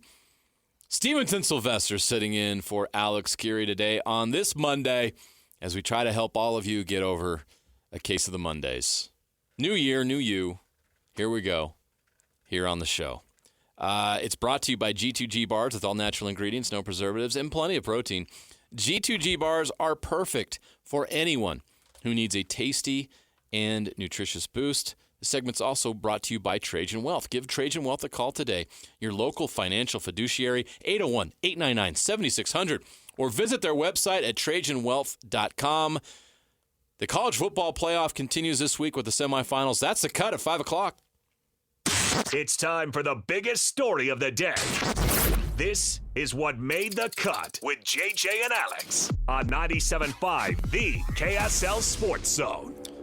And joining us now, a friend of the program. We always enjoy our opportunity to speak to our next guest. He's Pete Fiutak, collegefootballnews.com.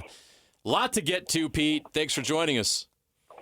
How are you guys doing today? So, yeah, it's Super Monday's Day. I mean, because now everyone's like going back after not working for like a month. It sucks, man. It's hard for everybody. Of course. No, it's not. I was just going to say, you're talking sports on radio. You're fine. We're fine. I'm not boo-hooing us. Thanks for calling me out, Pete. I appreciate that. Me and my lazy butt. I will say this. When I first had my first job ever was literally in a closet with two other people. And there was a week when I did not see the sun during a busy period.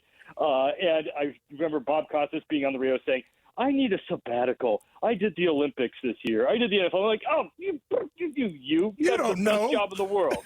You have no idea. If you need a break, then what hope is there for the rest of us? You're dead right, Pete. We have the best job in the world, and there's so much exciting things going on. Sports is crazy right now, especially in college football.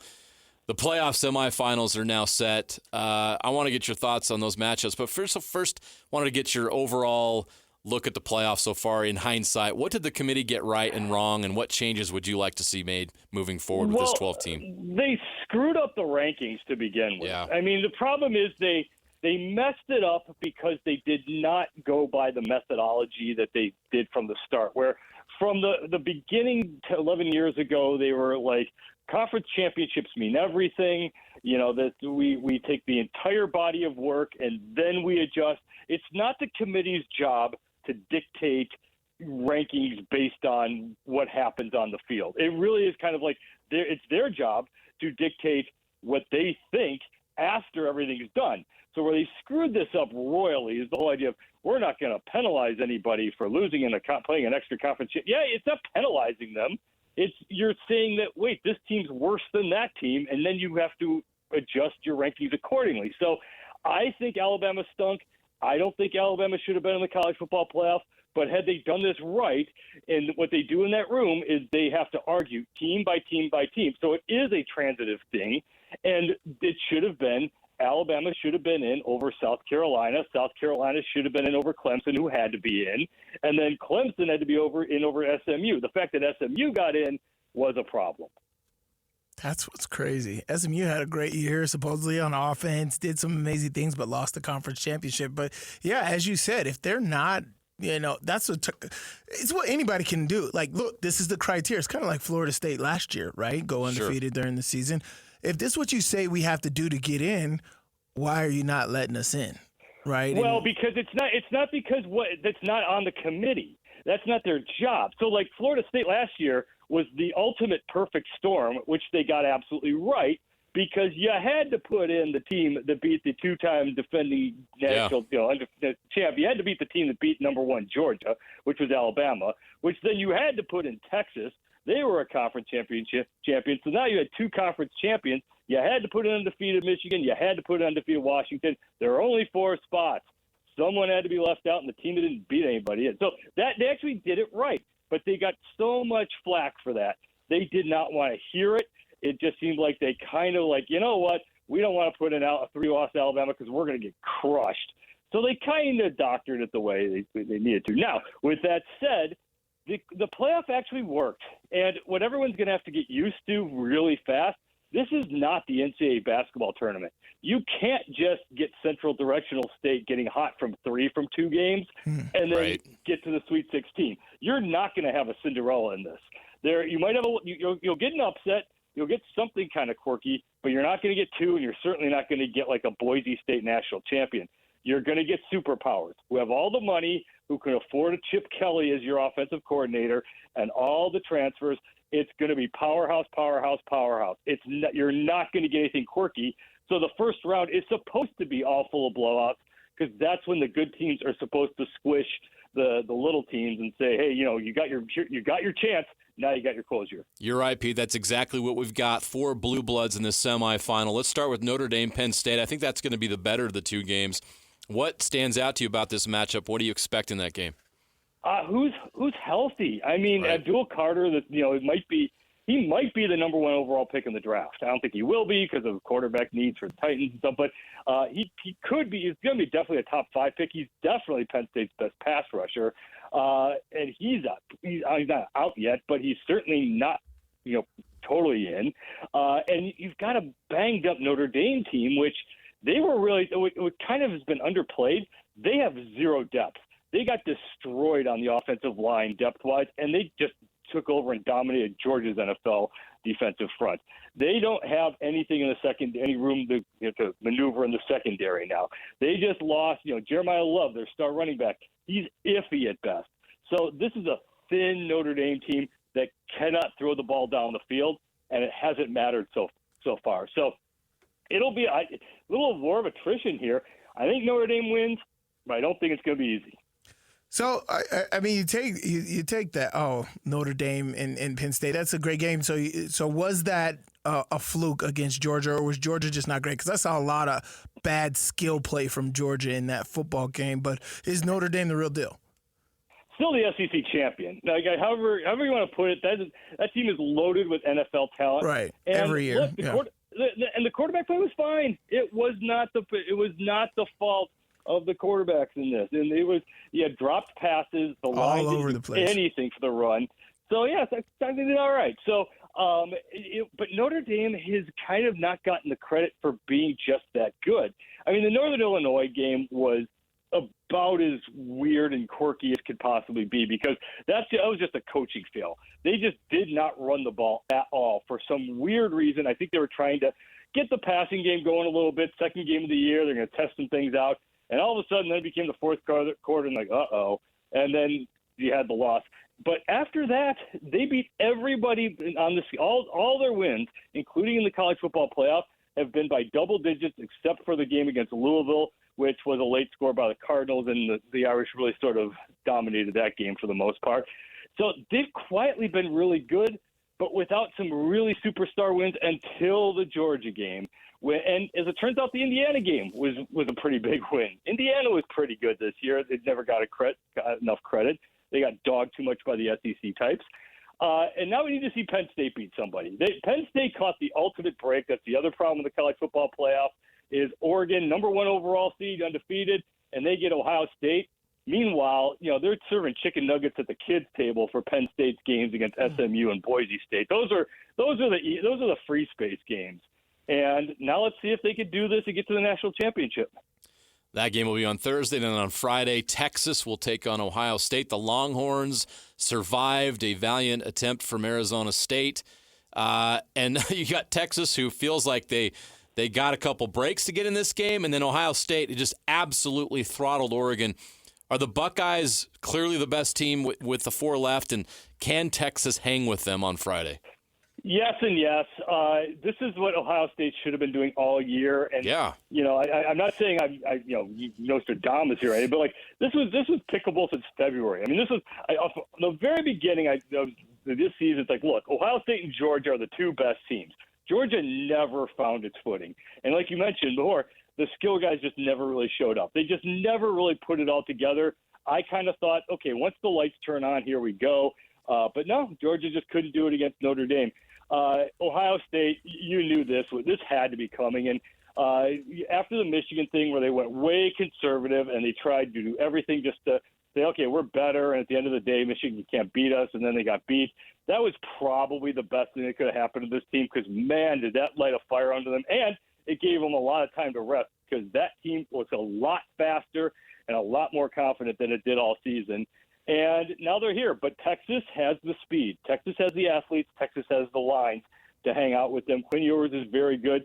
I think Ohio State gets by this in a little bit of a fight and just absolutely rolls whoever they get in the national championship. Man, that's because I have different feelings about that. But, I mean, it's a real take, so I like that.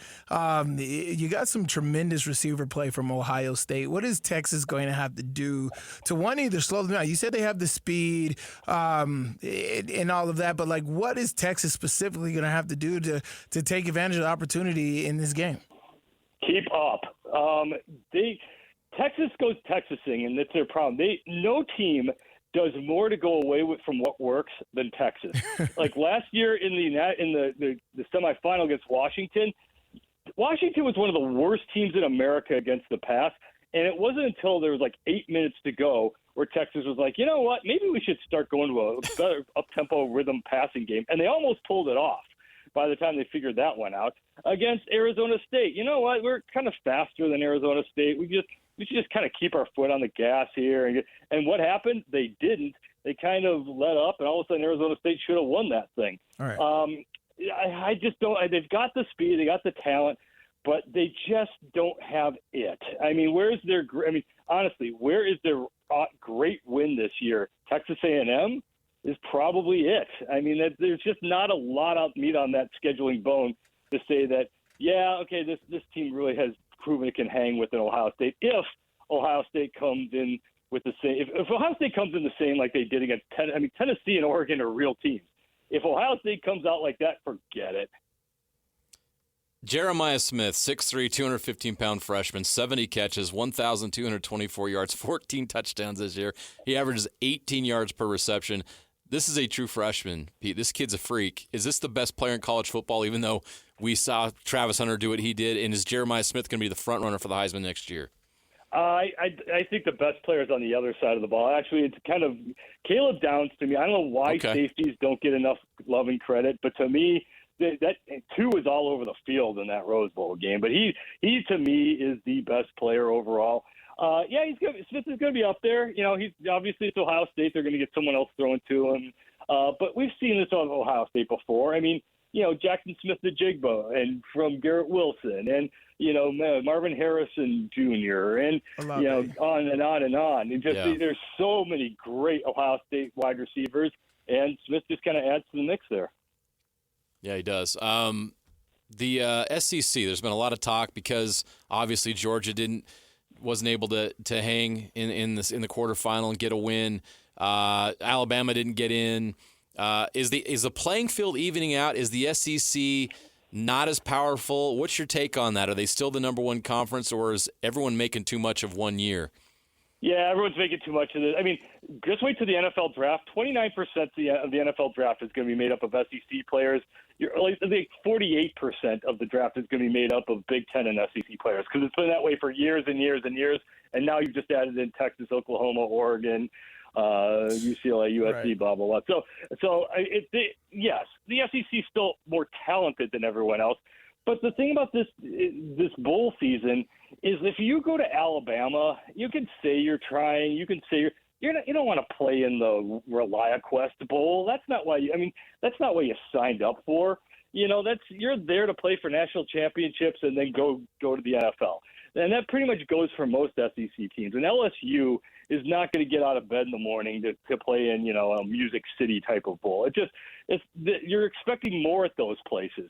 And what we kind of saw this bowl season are that, a lot of guys opted out, but then the next men up were really jacked to be there. And so you got a lot of teams that were missing guys that played all right, and the guys who were there were super fired up and they played well. So the idea of SEC exceptionalism did take it on the chin this bowl season, but it's still really, talent-wise, they're still better than everyone else, every other conference.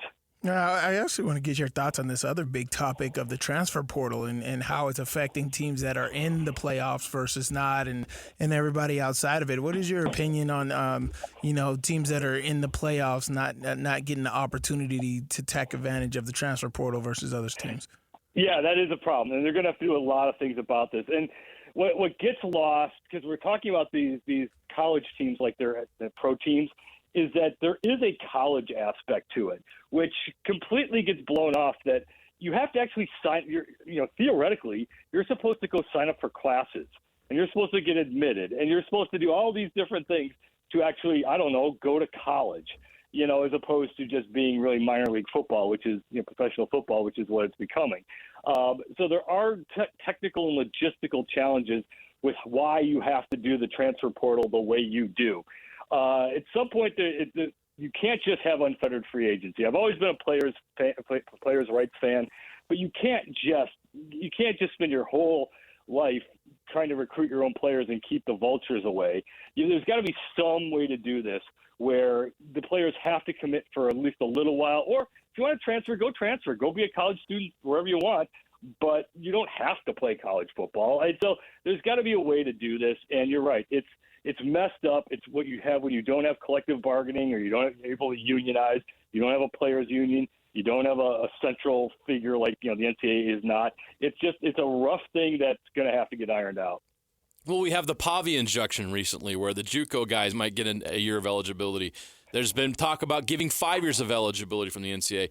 Pete, make it make sense, Pete. What there does need to be some kind of, I don't know, oversight, but what is that and who runs it and how's that going to work? Because go ahead. Go on. I'm with you. Yeah, I'm with you on all. So my big problem is with the NFL and the whole 3 years out of high school thing, because we talked about Jeremiah Smith before, and it's the Bill Parcells thing. If you want to be a pro player, go be a pro player. What are you doing wasting your time and your life in college if you want to go play in the NFL? And it should be on the NFL to be able to figure that side of things out, but they don't have to because college is taking care of it for them. So I'm with you on this. It's not Jeremiah Smith is obviously the exception to the rule, right, where he does have all the NFL talent and skill at that age. But usually, like if you're a lineman, you go to college, you are a 6'2", 150-pound lineman and spend 3 years in the weight room, and then all of a sudden you're 6'5", 380, and that's kind of the whole maturation process. It does take time to do this. They just don't have it. So it's a little weird to me that I don't really like the idea of 26-year-old grown men, just hanging around just to play football if they're not actual students. At some point there has to be some sort of bottom line to all this. He's Pete Fiutak. Read his content at collegefootballnews.com. Pete, enjoy the games this week. We're almost a wrap, but we got a couple more here for the college football playoffs. We look forward to it. Thanks always for your insight. Great stuff, Pete. January 20th. We have more time on We're going to drag this out a whole other month. That's all right. That's cool. Can't wait to watch Ohio State be crowned a champion. It's inevitable. That's all right. Later, guys. All right, thanks, Pete. Pete Fiutak. Yeah, it just feels like Ohio State's going to win this thing. They're just so good. They finally clicked. Like you see teams that, like he's right, like the roster that was there, the $20 million roster. Right. At the end of the day, the money wins out. You get all the best players, you're going to win. Same reason why Georgia and Alabama have dominated over the last decade or so. They got the players, and trust me, they were paying players before. It just was under the table. And they won the championships. Okay, if you can pay the players, Oregon tried, they fell short, but eventually they're going to break through if they continue to pay what they're paying. They have the most 5 stars coming in this next year. Exactly. So they got blank checks they're writing at Oregon. That's just the way it is. $47 billion owner. That's why it's a great. I mean, we at the end there talked with Pete. Like, there's got to be some oversight here because it can't just be the Wild Wild West. It's not pro football. I get they're getting paid, and I love that the players are getting paid, but this is getting crazy. What's the regulation here? Right. I mean, it's even the NFL has salary caps and things like that to keep an even playing field and make it fair. So. Anyway, look forward to the semifinals coming up. All right, join Hans and Scotty Tuesday, January 7th from noon to 3 p.m. at Sound Sleep Medical. That's at 8941 South, 700 East in Sandy. We're going to take a break, but when we come back, the NFL Blitz, a busy weekend and a busy day in the NFL. We got it all wrapped up next on JJ and Alex, 97.5, the KSL Sports Zone. All the latest news and notes from the league and the locals in the NFL. JJ and Alex bring you the NFL Blitz on 97.5, the KSL Sports Zone.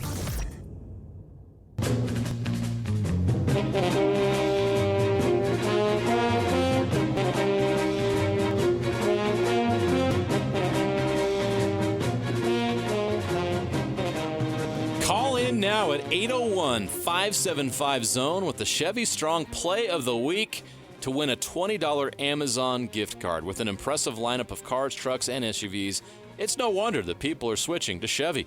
Rocky Mountain Chevy Dealers, America's fastest-growing full-line brand, Rocky Mountain Chevy Dealers. Again, that number, 801-575-ZONE to win the Chevy Strong Play of the Week $20 Amazon gift card.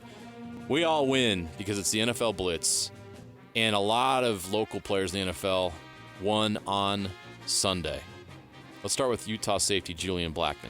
Now, the Colts were mid this year, Sly, so he didn't have the year he had hoped, both individually and as a team, but he pulled down his 10th career interception for the Colts in the win over the Jaguars. Julian continues to do it and do it at a high level in the NFL. I mean, I love it. I mean, Utah's putting out some great safeties, right? Marcus Williams, Julian Blackmon, having longer careers, right? And Cole Bishop's now in the league. Had a good rookie season. Good rookie season. Sione Vaki, we've covered him multiple times. Have a great year. He's now running back with an amazing team. Yeah. Because David Montgomery's out, so they're going to need somebody to supplement in there. He's going to get some reps that he wouldn't otherwise get. Exactly. He's a talented ad, but Utah's putting him out, man, and it's good that Julian was able to come down. Hopefully, he can have a great offseason and come back even stronger next year. I don't know his contract situation, if he'll be back with the Colts or if he's going to move on, but either way, Julian Blackmon's still playing at a high level. Devon Vele, nice rookie season he's had for the Denver Broncos. He's one reason why that offense has been better, and that season continues now that the Broncos are in the playoffs. But that touchdown catch he had yesterday, now we're not going to do it justice on radio because we can only talk about it. You got to go see it. That juggling catch in the end zone was one of the best plays of the year in the NFL, and Devon Vele has been one of the reasons why the Broncos are now in the playoffs. Yeah, man, Devon is he's an extreme talent. He just wasn't getting done justice at Utah. That offense was just atrocious. Couldn't get him the ball in any capacity. And so he was running routes. I'm telling you, defenders were just like, I'm so glad they can't throw because this guy's open all the time. And he's got Bo Nix now, and Bo Nix is giving him the football, and he's a second or third leading receiver on that football team. That catch in the end zone was nice. He also had a nice 30-yard gain. Right. He went up and got it. He had a great game on Sunday, and the Broncos are in the playoffs. Jalen Johnson, another Pro Bowl with the Bears. He forced a fumble in the win over the Packers. Jalen Johnson, one of the best players in the league at the cornerback position. Again, another one of these Utah DBs, right? Proven great, second straight year at a Pro Bowl starter, and he's electric, man. It's awesome. The way he punched Confident. The way he punched that ball out, only confident guys do that. Like, he didn't go for the tackle at all. That ball's open, let me punch it out. Great opportunity, but he's been doing stuff like that. Guys don't even throw his way. So he's not going to have, like, crazy stats because you don't throw his way. Yeah. Great DB. Kyle Van Noy, former BYU star linebacker. Must be the money. He got one sack in the Ravens win over the Browns, and with that sack, he got $250,000. How about that? That's a nice day at work, huh? Hey, man, little Kyle, he's doing a great job. I'm so happy for his story. I just love his story and letting you know it's possible to never give up, never quit. Always keep your head in the game and in there and make that happen. These last 2 years have been absolutely electric for him, and I'm glad to see it working out the way it is. It's just not this next week. Yeah, sometimes you don't see guys in their 30s reach their potential with the team, but the Ravens have really unlocked him, and it's been a great thing to see. Geno Smith, by the way, $6 million in incentives on Sunday. $1 million. $2 million per incentive he reached. He reached 3 of them. Can you imagine making $6 million in an afternoon playing football? I'm just thinking, like, if I was Geno and I'm dropping back, there's a $2 million throw. There's a $2 million throw, right?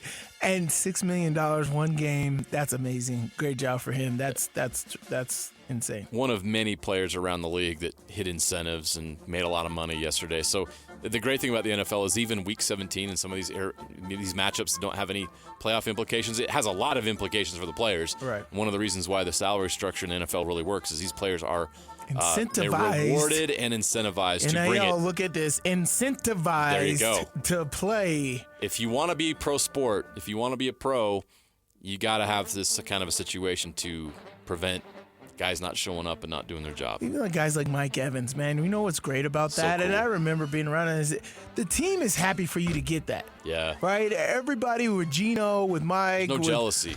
With Kyle, everybody's happy for those guys. Yes. They put in the work to get it. And you've seen the opposite in the college game. It's got to get fixed. Yeah. You're seeing the exact opposite, right? That guy did not deserve all that. Why is that guy making 6-7 figures and I'm not getting anything? He's literally not doing anything. He's the plague.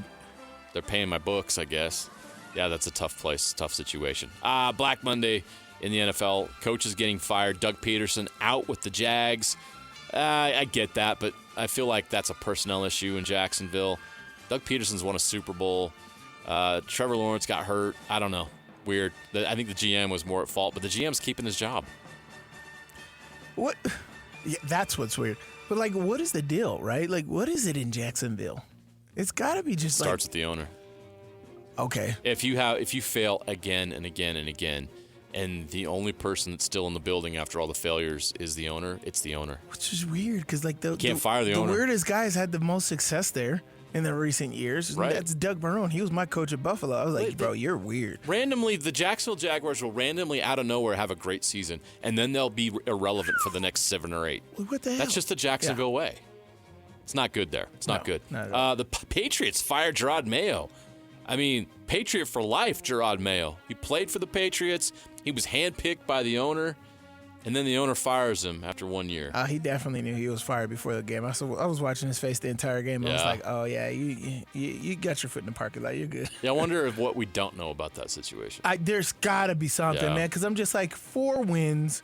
I know they won on the last week. When the owner handpicks you, Sly, and then he fires you at the end of the year. But quickly, though. They know something. But, it was right after the game they let Jamar go. Oh, that's when the news broke. So I'm like, they had the social media graphics all prepared and ready to go. Yeah. What really happened there? Because it's just their draft pick didn't work out. Well, one, I didn't think they should have drafted him. They had other opportunities to draft. They could have drafted Penix. They could have drafted a few other Bo Nix. They could have drafted a few other guys that panned out. And they chose Drake May, which I thought was a terrible pick. But, hey, let alone... who knows if Drake May is that bad or just the system was bad. So, right. What is the deal? I don't know what they know. Well, the Giants are going to keep their GM and head coach Brian Daboll after a 3-14 season. Not only is the Cowboys' Mike McCarthy going to keep his job, Jerry likes him, but the Bears have requested to interview him. So, more teams other than the Cowboys somehow still like Mike McCarthy.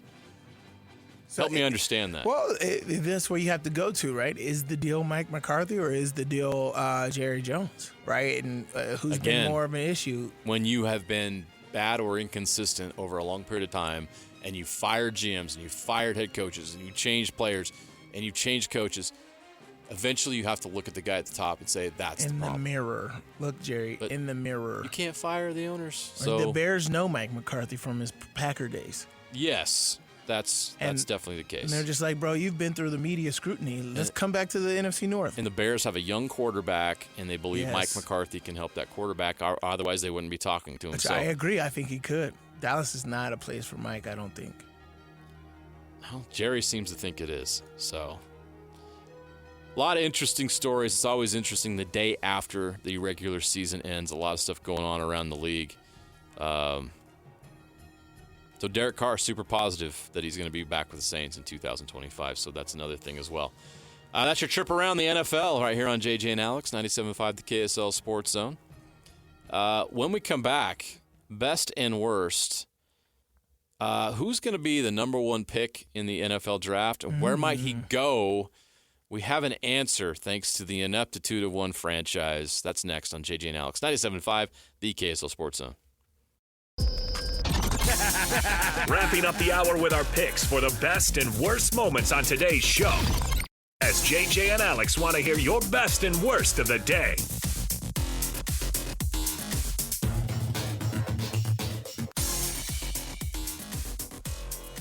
It's best and worst on JJ and Alex, and it's brought to you by Doug Smith Dealerships, Dodge, Ram, Chevrolet, Subaru, Kia in Linden, and now Mitsubishi in American Fork. Best, got to give some love to some Real Salt Lake stars, some young stars. Diego Luna and Emeka Eneli receive U.S. men's national team invites. That would be pretty cool to see some RSL players getting a shot with the men's national team. Worst is the Tennessee Titans. They are the worst in the NFL. We learned yesterday that they're going to get the number 1 pick in the 2025 NFL draft, Sly. The Giants could have had that number 1 pick, but they chose to beat the Colts. You can't even tank right, New York Giants. You can't. You can't even tank right. So the Titans benefit from that. We were talking about in the break, but just how big of a deal? Because in the NBA, it's obviously a bigger deal because one player makes such a difference. Yeah. And we're experiencing that right now with Utah Jazz. Is they desperately need a star they can build around to build a championship franchise. And the only way to get it is the draft, and you have to be patient, and it's hard. How important is the number 1 pick in the NFL draft, and How important is this pick for the Tennessee Titans to help them turn things around? I don't know. You got to really understand what their true issues are. I mean, it could come down from the top down, right? You can go pick somebody first overall and then fire the head coach, and that whole game plan for that first overall pick is gone. You could be the New York Jets, and you take Zach Wilson, number 2 overall, and then it doesn't work out. You blame him for all your problems, and then the second he's out of town, you actually lose more. Yeah. So what's the real issue? Even with the Tennessee Titans, I don't know what the real issue is. Will Levis clearly isn't it, but do you have other issues around that, right? And for me, I'd leverage the number 1 overall pick. I know a few guys that want to jump up, right? Like, I know the Browns definitely need a quarterback. So does the Giants, who are 2 and 3. If the Giants want to jump the Browns, what are they willing to give up to the Titans? Because the Titans would just overall switch them, right? Can I give up my first-round pick, maybe a second and a third? Like, what can I get for that first overall pick to go get you a Cam Ward, to go do something like that, right? Like, who is that? And so, honestly, the Patriots had number 4 last year, took Drake May when they could have taken Michael Penix, could have taken a couple other guys, Bo Nix. But then Drake May looked pretty good at the end of the year. I mean, but yeah. But is he as good as those guys? But exactly. So, like, what was Drake May's actual issue? Was it the team or was it the situation? That's why I always tell you, I'm just like, it's not the round you get drafted in, it's where you get drafted to, right? The situation. Look at Bo Nix compared to And Drake I thought May. that was a great fit. Right? A veteran college guy going to a very smart coach. Look at Jaden Daniels versus Caleb Williams. Again, it's where you go to. So,